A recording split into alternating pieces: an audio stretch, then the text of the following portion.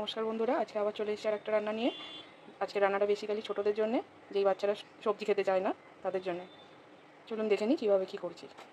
প্রথমে মুসুর ডাল জলে ধুয়ে সেদ্ধ বসিয়ে দেবো। আমি কিছু পেঁপে একদম পাতলা পাতলা করে কেটে নিয়েছি, এটা মিক্সিতে দিয়ে একদম পেস্ট বানিয়ে নেবো। আমি এবার পেঁপেটা পেস্ট করে নিয়েছি, ওটা ডালের মধ্যে দিয়ে দেবো।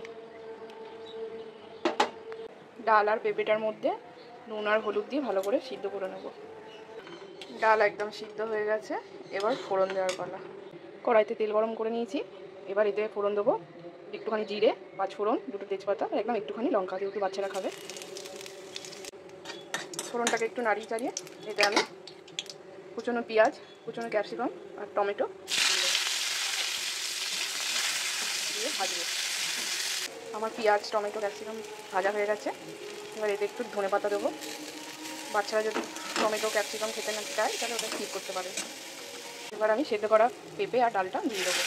আমি এখানে পেঁপে ব্যবহার করেছি, আপনারা চাইলে লাউ ব্যবহার করতে পারেন বা অন্য যে কোনো সবজি ব্যবহার করতে পারেন। আমি এতে একটু চিনি ব্যবহার করছি, আপনাদের বাচ্চারা যদি মিষ্টি পছন্দ না করে তাহলে স্কিপ করে যাবেন। ডালটা আমার একদম হয়ে গেছে, আমি গ্যাসের ফ্লেমটা অফ করে দিয়ে একটু ড্রাই রোস্ট করা কাসুরি মেথি দিয়ে দিচ্ছি, দিয়ে নাড়িয়ে নেবো। ডিম তৈরি হয়ে গেছে। বাচ্চারা চোখের আড়ালে সবজি খাওয়ানোর ম্যাজিক ডাল। এইভাবে বাড়িতে বানিয়ে খাওয়ান, দেখুন বাচ্চারা খেয়ে নেবে।